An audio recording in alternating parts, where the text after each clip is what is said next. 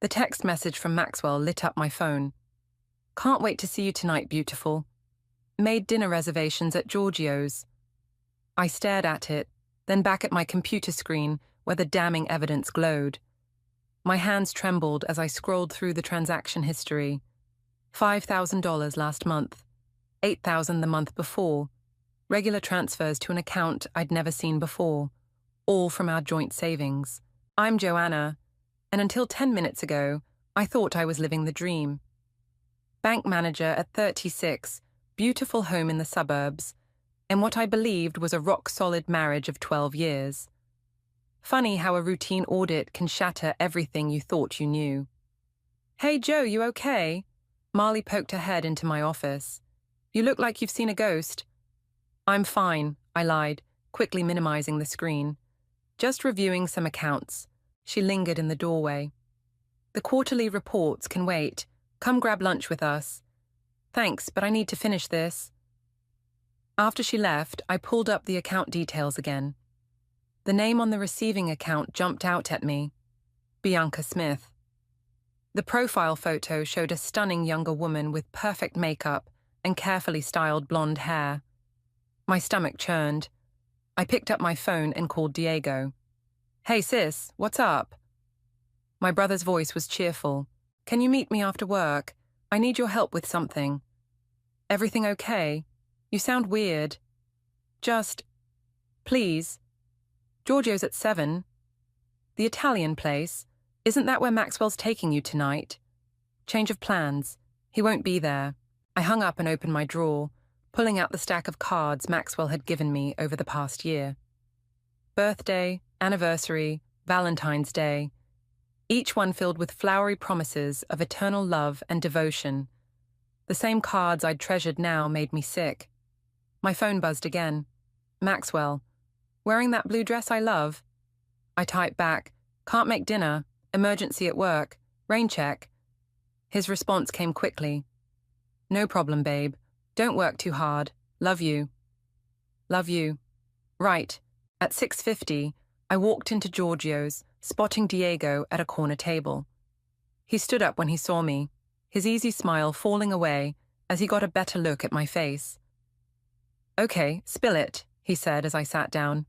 What's wrong? I pulled out my tablet and showed him the transaction history. Look familiar? His eyes widened as he scrolled. Holy shit, Joe, is this what I think it is? If you think it's proof that my husband's been funneling money to his mistress through my own bank, then yes. That son of a... Keep your voice down, I hissed, though the restaurant was nearly empty. I need your help figuring out what to do next. Diego leaned back, running a hand through his hair. First thing tomorrow, you call Josue. He's the best divorce lawyer in the city. Divorce? The word felt strange in my mouth. What else are you thinking? Forgiveness? His tone was incredulous. I shook my head slowly, remembering all the late nights at the office, the business trips, the mysterious texts he'd hide from me. No, not forgiveness. Then what? I met my brother's eyes. I want him to feel what I'm feeling right now. I want him to know what it's like to have everything pulled out from under him. I want... Revenge, Diego finished. Is that terrible? He reached across the table and squeezed my hand. No, it's human, and in this case, it's justified. What do you need from me? Help me build a case, something he can't wiggle out of, something that will destroy him as thoroughly as he's destroyed us. Diego's phone lit up with the text. He glanced at it and his face hardened. Speak of the devil.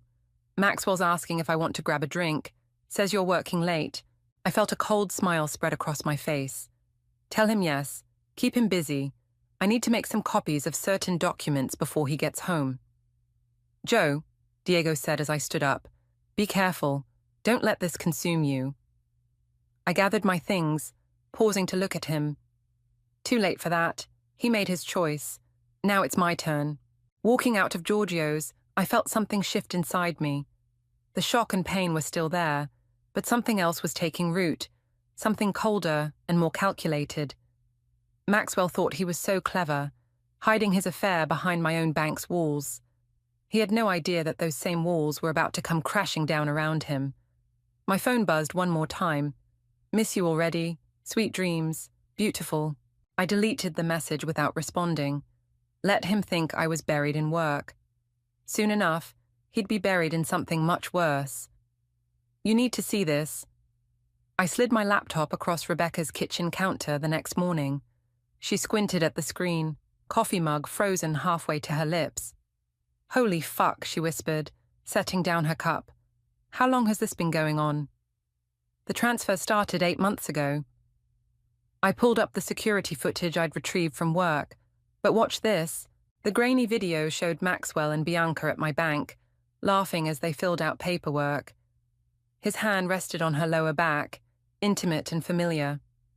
The timestamp read, March 15th, our wedding anniversary. Rebecca's face flushed with anger.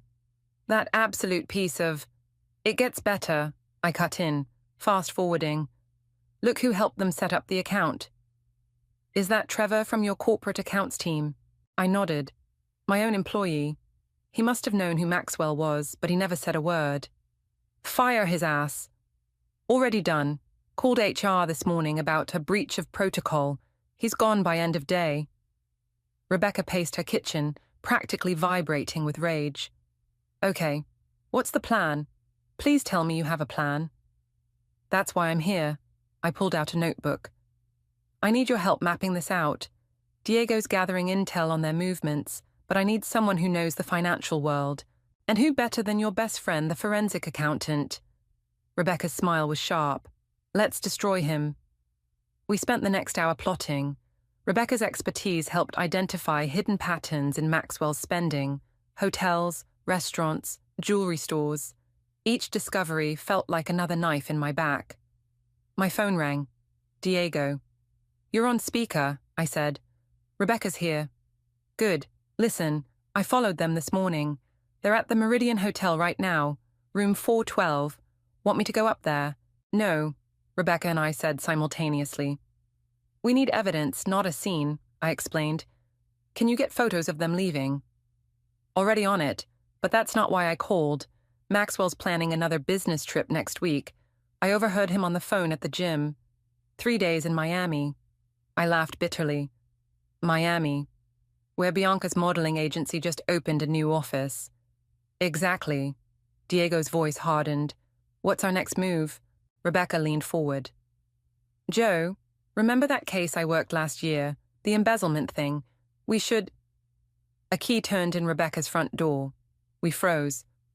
Becca, you home? Maxwell's voice called out. Shit, I hissed, scrambling to close my laptop. What's he doing here? Rebecca shoved my things into her bag and pushed it under the counter. In here, she called, then whispered to me. Play it cool. Maxwell walked in, all-perfect smile and expensive cologne. Hey, thought I might find you here, he said, kissing my cheek. You weren't answering your phone. Girls' morning, Rebecca said smoothly. No phones allowed. Ah, sacred rules, he laughed, helping himself to coffee. Listen, babe, about that Miami trip next week. Can't wait, I interrupted, forcing a smile. I already requested the time off. His face fell slightly. Oh, I thought, it's really just a quick business thing.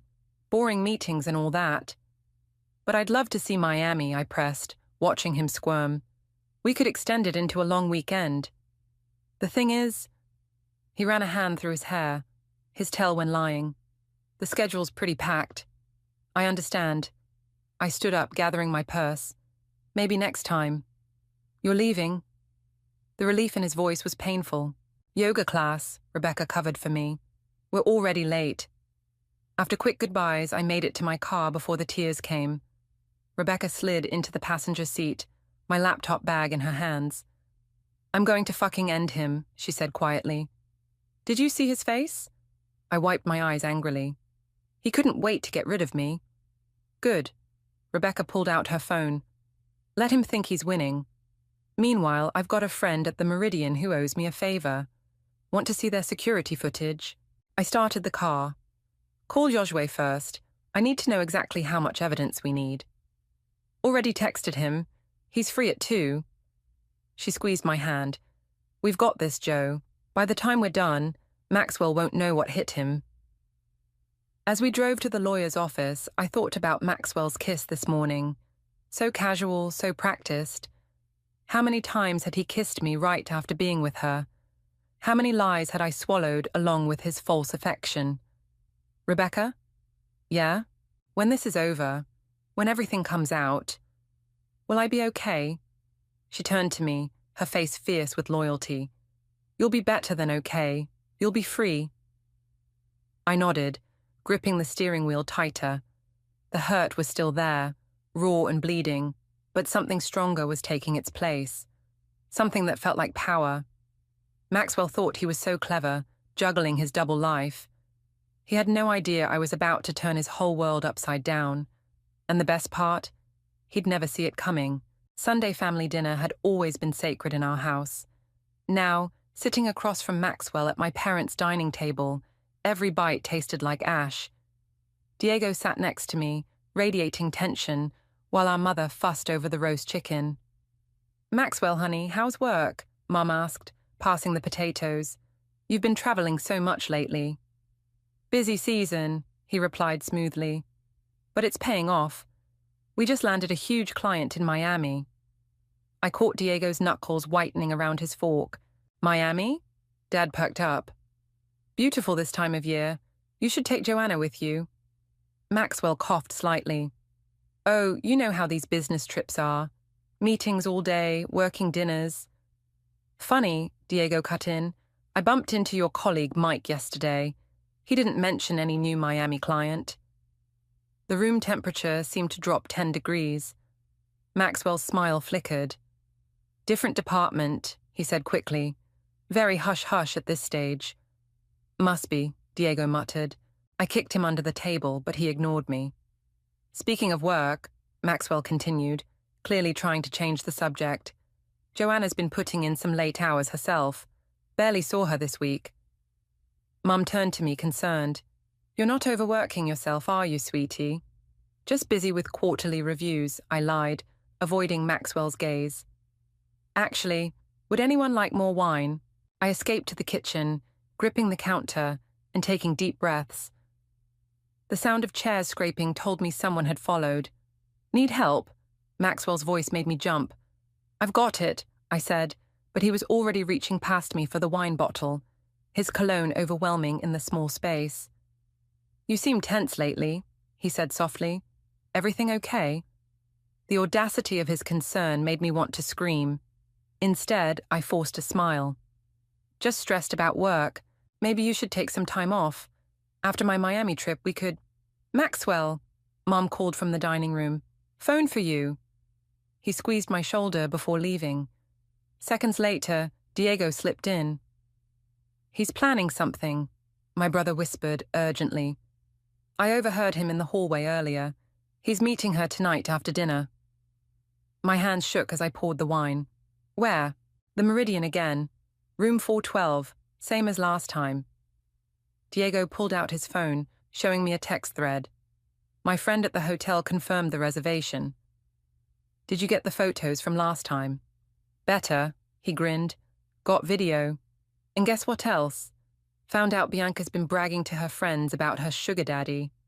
She's not as discreet as Maxwell thinks. The wine bottle clinked against the glass as my hand trembled harder. I can't do this anymore, Diego. Sitting here, playing happy families while he... Then don't. Diego gripped my shoulders. We have enough evidence. Let's end this now. Not yet. I shook my head. Josue says we need more financial records, and I want him to feel completely safe before I pull the rug out. You're stronger than I would be, Diego muttered. I want to punch his smug face every time he opens his mouth. Soon, I promised. Very soon. We returned to the dining room, where Maxwell was just hanging up his phone. Everything okay? I asked innocently. Oh yeah, just work. He checked his watch. Actually, I might need to head in for a bit. Emergency client situation. Mum frowned. On a Sunday night? Nature of the business, he said apologetically. Joe, don't wait up, okay? This might take a while. I nodded, watching him kiss our mother's cheek goodbye. As soon as the front door closed, Diego pulled out his phone again. Following him? I asked quietly. You know it. He stood up. Mom, Dad, sorry, but I've got plans too. After they left, I helped clean up, my mind racing. Each dish I washed felt like another moment ticking down to something inevitable. Joanna, Mom touched my arm. What's really going on? I turned to her, seeing the worry in her eyes. For a moment, I wanted to tell her everything, about the money, the affair, my plans for revenge. Instead, I hugged her tightly. I'm okay, Mom. Just tired. My phone buzzed with a text from Diego. He's here, with her. Want me to send pics? I replied, no, save them for later. Another buzz, this time from Maxwell. Meeting running late. Don't wait up. Love you. I stared at the message, remembering all the other Sunday nights he'd missed, all the emergencies and client meetings that had really been rendezvous with Bianca. Each lie now felt like another piece of ammunition in my growing arsenal. Soon, I promised myself. Soon he'd learn that karma doesn't just knock, it kicks down doors. And I was going to be holding the battering ram. The morning light streamed through my office window as Marley laid out the documents on my desk. You sure about this? She asked, tapping the stack of papers. Once we submit these to compliance, there's no going back. I'm sure. I signed the last form with a steady hand. The money laundering angle is solid. Rock solid. The way he structured those transfers. She shook her head. Textbook case of trying to hide the source. Plus, using your bank, that's just stupid. My phone lit up with Joshua's name. Speaking of stupid decisions, Joanna, his voice was clipped, professional. We need to meet. Now. Something's come up. 20 minutes later, I sat in his office, staring at photos spread across his desk.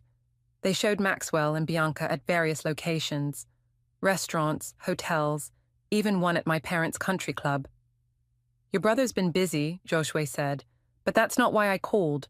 Look at this one. The photo showed Bianca entering a building I recognized, my bank's corporate headquarters. When was this taken? 3 days ago. She's applying for a job there. My blood ran cold. What? That's not all. He slid over a document. She's using Maxwell as a reference, claims she has extensive experience with corporate banking. I laughed bitterly. Oh, I bet she does. This could work in our favor. Josue leaned forward. If she gets the job, a knock interrupted him. His secretary poked her head in. Ms. Douglas, there's someone here to see you. Says it's urgent. I stepped into the reception area and froze. Bianca stood there, perfect makeup, designer outfit, looking exactly like her profile picture. We need to talk, she said simply. No, we don't. I turned to leave. It's about the job application. Her voice stopped me. And about Maxwell. You deserve to know the truth. 5 minutes later, we sat in a coffee shop across the street. Bianca stirred her latte, perfectly manicured nails clicking against the spoon. I knew who you were from the start, she said. Maxwell told me you were separated. Convenient lie. I believed him at first. Then I saw your family photos on his phone. Recent ones. She met my eyes. He's been playing both of us. I kept my face neutral. Why are you telling me this? Because he promised to leave you. Promised to help with my career. Her laugh was harsh. Instead, he's been stringing me along while bleeding my savings dry. That made me sit up. What? She pulled out her phone, showing me bank statements. Large transfers going out of her account. To Maxwell. Son of a bitch, I whispered. He said it was for investment opportunities. Special deals through his firm. She wiped away a tear, careful not to smudge her mascara. I'm not the only one. There are others. My phone buzzed. A text from Marley. Compliance approved, ready when you are. Why apply at my bank? I asked Bianca. Honestly? To force his hand, make him choose. She shrugged. Stupid, right? Very. I stood up. Word of advice. Withdraw your application. Things are about to get messy at that bank. Back at the office, Marley was waiting with Rebecca. You'll never believe who I just met, I said. Spill it, Rebecca demanded. As I recounted the conversation, their expressions shifted from shock to anger to something like grim satisfaction. So he's not just a cheater, Marley said slowly. He's running a scam. Rebecca was already typing on her laptop. If what she said about other women is true, find them, I said, all of them. My phone buzzed again. Maxwell. Miss you, can't wait for Miami next week. About that trip, Marley said. Our team found something interesting in his expense reports. She pulled up a document showing multiple airline bookings, all for the same dates, different destinations. He's not going to Miami, Rebecca realized. That's just what he told you. No, I said, reading the details. He's going to Vegas, with her. The pieces were falling into place faster than I'd expected. Maxwell wasn't just having an affair. He was running a complex financial scheme, using both the bank and his mistresses as unwitting accomplices. Joshua needs to see this, Rebecca said, gathering the papers. All of it. I nodded, a cold clarity settling over me. Set up the meeting. It's time. As they left my office, I looked at the photo of Maxwell and me on my desk. Our last anniversary, both of us smiling. I turned it face down. My phone buzzed one final time. Packed my lucky tie for Miami, the blue one you gave me. I typed back, perfect. Everything's going exactly as planned. And for the first time since this started, I wasn't lying. 3 more women have come forward, Rebecca announced, dropping a thick folder on my desk. All with the same story. Investment opportunities, romance, then suddenly their money vanishes. I flipped through the statements, each one more damning than the last. How much total? Close to $500,000. She collapsed into the chair across from me. And that's just what we know about. My office door opened and Marley rushed in. We've got a problem. Bianca's downstairs. She's demanding to see you. What? Why? She's hysterical. Says Maxwell cleaned out their joint account this morning. I grabbed my purse. Where is she? We found Bianca in the bank's lobby, mascara streaking down her face. Several customers were staring. My money, she choked out when she saw me. All of it, gone. I led her to a private conference room, Rebecca and Marley following. Once the door closed, Bianca collapsed into tears. He said it was for our future, she sobbed. A down payment on our new life together. I trusted him. How much? Rebecca asked quietly. 200,000. Bianca wiped her eyes. My entire savings, plus what I borrowed from my parents. I exchanged looks with Rebecca. This changed everything. Show me the transfer details, I said. Bianca pulled up her banking app. The transaction had happened at 9:43 a.m., right when Maxwell was supposedly in a board meeting. There's more, she hiccuped. I'm pregnant. The room went silent. Does he know? Marley asked. Bianca shook her head. I was going to tell him in Vegas next week. We were supposed to. She broke down again. My phone buzzed. Diego. Maxwell just bought a one-way ticket to Buenos Aires, tomorrow morning. The bastard was planning to run. Bianca, I said carefully, we need your help. Why would I help you? She snapped. You're his wife. Because right now I'm your only chance at getting your money back. Her eyes narrowed. What do you mean? I laid out what we knew. The other women, the financial schemes, the fake business trips. With each detail, her face grew paler. Son of a bitch, she whispered. I'm such an idiot. We all were, I said. But now we can stop him. My phone rang. Maxwell. Put it on speaker, Rebecca mouthed. Hey, babe. His voice was cheerful. Just checking about dinner tonight. Giorgio's at 7. I met Bianca's eyes. She nodded slightly. Actually, I said, I need to work late. Rain check. Of course, beautiful. Don't work too hard. He paused. Love you. The call ended. Bianca's hands were shaking. He's taking me to dinner tonight, she said. Same restaurant, 8 o'clock. Marley leaned forward. We can use this. But I was already shaking my head. No, it's too risky. If he suspects anything— He won't, Bianca interrupted. Trust me, I can play my part. One last dinner with the man who stole my future. Her laugh was bitter. I think I can manage that. Rebecca pulled out her laptop. If we time this right, we can freeze his accounts before he boards that plane. You'd do that, Bianca asked. Help me. I'm helping all of us, I said. But first, we need to call Joshua. As Rebecca made the call, Marley touched my arm. You okay with this? Working with her? I watched Bianca staring at her phone, probably at photos of her and Maxwell, just like I'd done countless times. The enemy of my enemy, I said quietly. My phone buzzed again. Maxwell. Packed for Miami, can't wait to close this deal. I showed the message to Bianca. Her face hardened. Bastard told me it was Vegas, she said. Said he was finally leaving you. He's not going to Miami or Vegas, I told her. He's running to Argentina, with everyone's money. She stood up suddenly. I'll wear the red dress tonight. It's his favorite. Bianca, I called as she reached the door. Why did you really come here today? She turned, one hand unconsciously touching her stomach. Because when I found out about the baby, I realized something. This isn't about me or you anymore. It's about justice. After she left, Rebecca looked at me. Can we trust her? I thought about Maxwell's patterns, how he chose strong, successful women and turned their strengths into vulnerabilities. We don't have to trust her, I said. We just have to trust that she wants revenge as much as we do. My phone lit up one last time. A message from Joshua. Everything's ready, just say the word.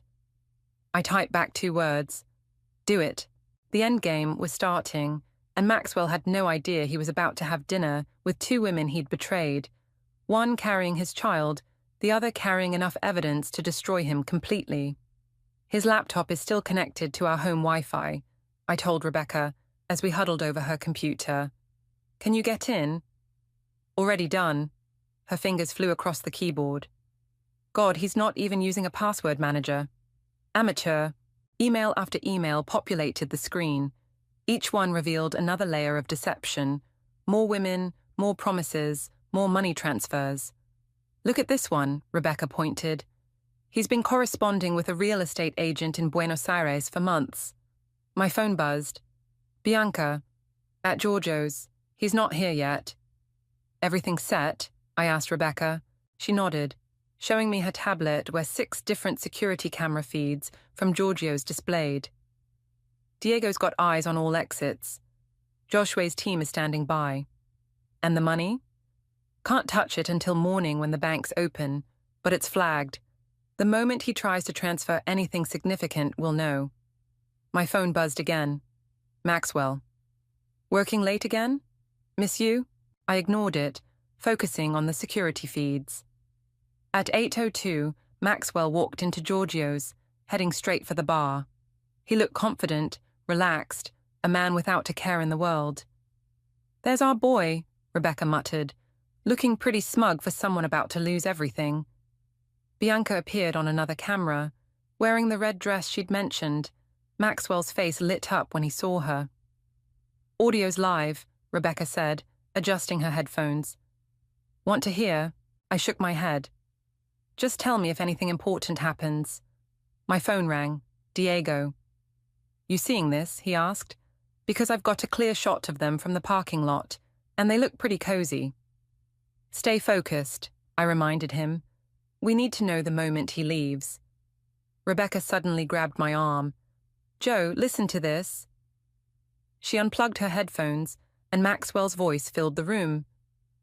Just need you to sign these papers. For the investment, remember? More paperwork. Bianca's voice was perfectly pitched, curious but trusting. Last batch, I promise. Once this goes through. Rebecca muted it.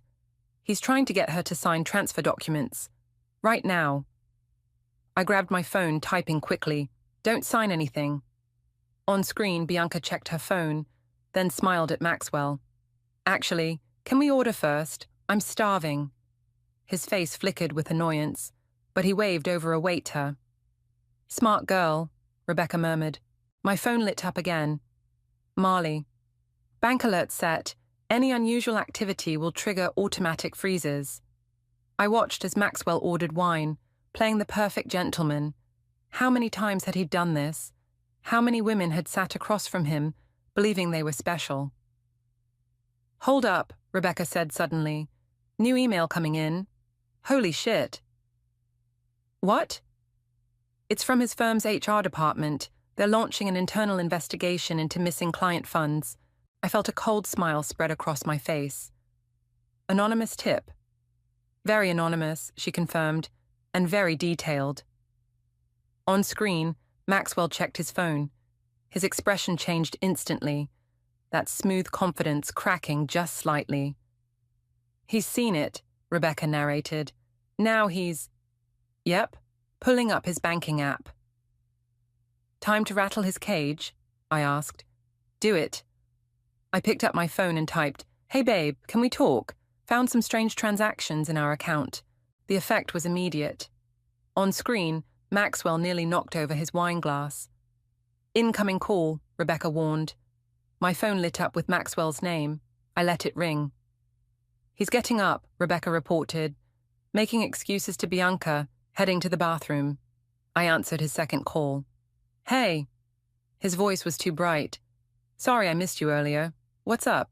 "Oh, just some weird bank stuff," I said casually. "Actually, could you stop by the bank tomorrow? They need both of us to verify some transfers." "Tomorrow?" His voice cracked slightly. "I've got that Miami trip, remember?" "Right, Miami." I paused.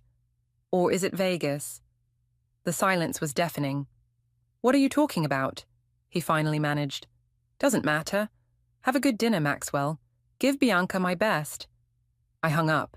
On screen, Maxwell emerged from the bathroom, face pale.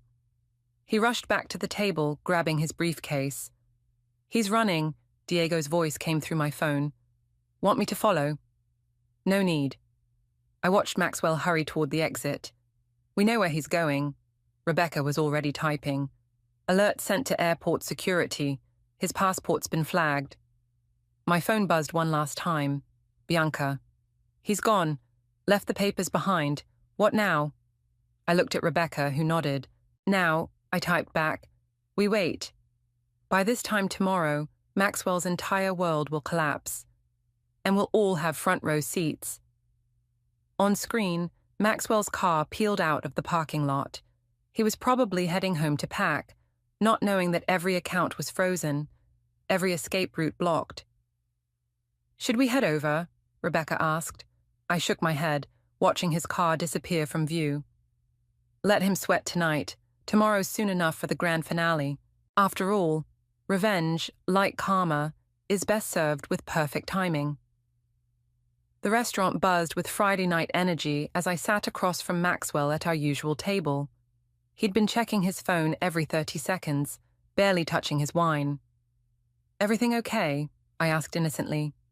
"You seem distracted." "Fine," he said quickly. "Just work stuff." "Must be stressful, planning that Miami trip." His eyes darted to mine, then away. "About that, or is it Vegas?" I pulled out my phone, scrolling through photos. I get confused. So many trips lately. "Joanna, here's a good one." I turned the screen toward him. "You and Bianca at the Meridian, room 412. Very cozy." The color drained from his face. "I can explain." "Can you explain this too?" I slid a folder across the table. "Bank statements, transfer records, emails to your real estate agent in Buenos Aires." His hand shook as he opened the folder. "How did you—" "I'm a bank manager, Maxwell. Did you really think I wouldn't notice $500,000 moving through my own bank?" He leaned forward, voice low. "Listen, this isn't what it looks like. Save it." I held up my hand.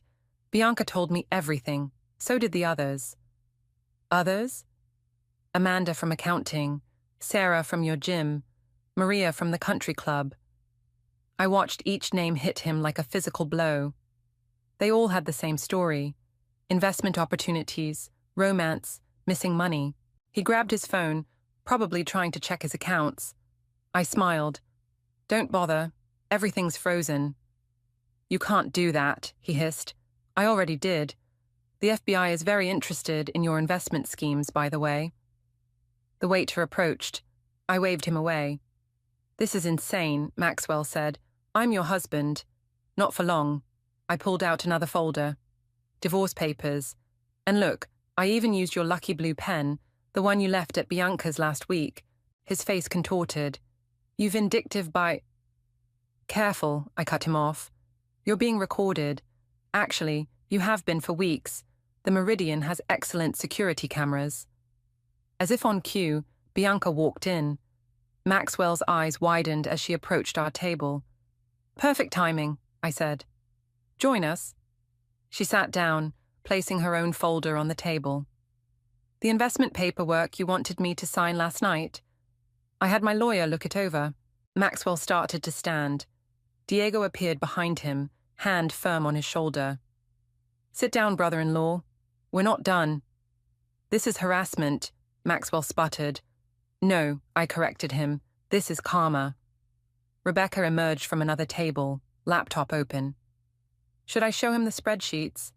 The ones tracking every dollar he stole. Maxwell's face was ashen. I can fix this. Give me time. Time? Bianca's laugh was harsh. Like the time you gave me to recover my life savings? Or the time you spent planning your escape to Argentina, I added. Speaking of which, Diego checked his watch. Your flight left 10 minutes ago. Shame you missed it. Maxwell slumped in his chair. What do you want? I opened the divorce papers. Sign these. Then we'll discuss repayment plans with everyone you've scammed.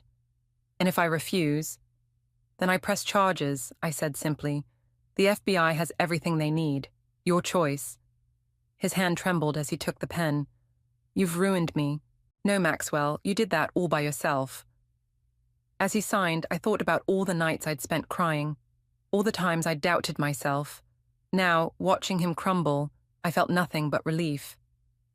One more thing, Bianca said as he finished signing. I'm pregnant. The pen clattered to the table. Congratulations, I told him. I'm sure the child support calculations will be interesting. Diego pulled Maxwell up. The FBI agents outside would like a word. As they led him away, Rebecca squeezed my hand. You okay? I watched my soon-to-be ex-husband being escorted out, his perfect life in shambles. Better than okay. Bianca stood to leave, then paused. I'm sorry for everything. Don't be. We were both deceived. After she left, Rebecca closed her laptop. Want to get out of here? I looked around the restaurant, at our special table, at the memories of anniversaries and celebrations, all tainted now by lies. Actually, I said, picking up Maxwell's untouched wine glass, I think I'll finish this first. Seems a shame to waste $100 bottle of wine. To karma, Rebecca raised her glass. To karma, I agreed, and to women who don't stay victims. Through the window, I could see Maxwell talking to federal agents, gesturing frantically. His lucky blue tie was crooked. I took another sip of wine, savoring the moment. Sometimes revenge doesn't taste cold at all. Sometimes it tastes like victory, with notes of justice and a finish of pure satisfaction. The waves crashed against the shore as Rebecca and I walked along the beach, our shoes dangling from our hands. The morning sun warmed my face as I checked my phone, another news alert about Maxwell's case. Stop torturing yourself, Rebecca said, snatching my phone. He pleaded guilty. It's done. I know, it's just... I wiggled my now bare ring finger. Hard to believe it's really over. Over?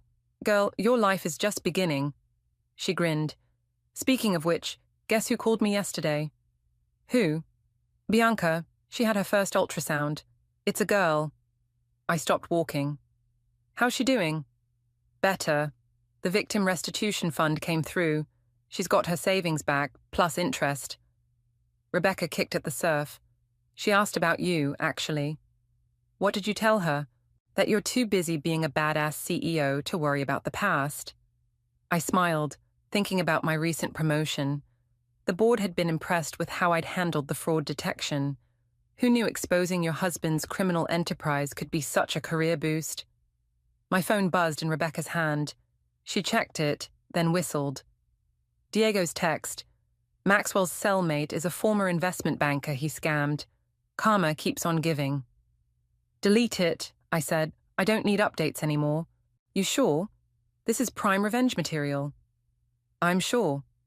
I took my phone back, dropping it into my beach bag. The best revenge is living well, right? Speaking of living well, Rebecca wiggled her eyebrows. That new district attorney's been asking about you. Stop. What? He's cute, and he helped put Maxwell away. I'm not ready. Fair enough. She linked her arm through mine. But when you are, promise you'll let me vet him. I've gotten pretty good at background checks.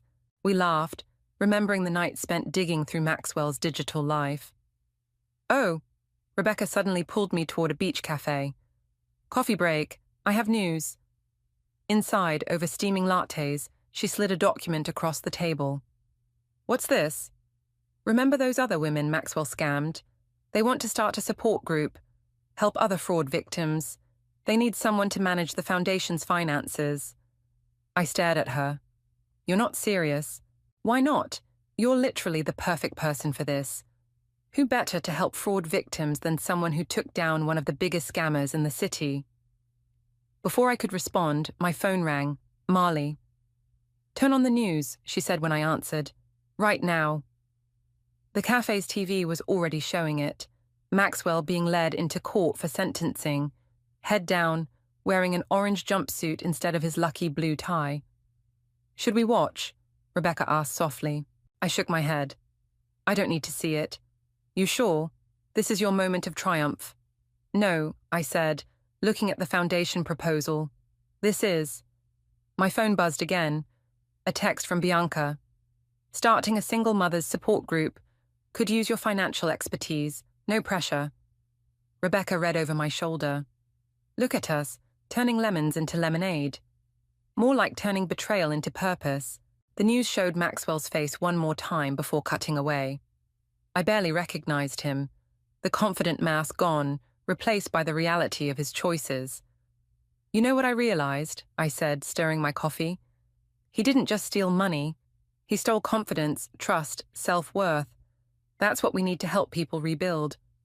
So you'll do it? Help with the foundation? I picked up the proposal. On one condition. Name it. We make it bigger than Maxwell. Bigger than revenge. Something that actually changes lives. Rebecca's smile was brilliant. Now that sounds like the Joanna I know. My phone lit up with another message. From Mom. Proud of you, sweetheart. Your father says the beach house is yours whenever you need it. I looked out at the ocean, remembering all the times I'd felt like I was drowning in Maxwell's lies. Now the water looked different. Cleansing, full of possibility. Ready to head back? Rebecca asked. Not yet.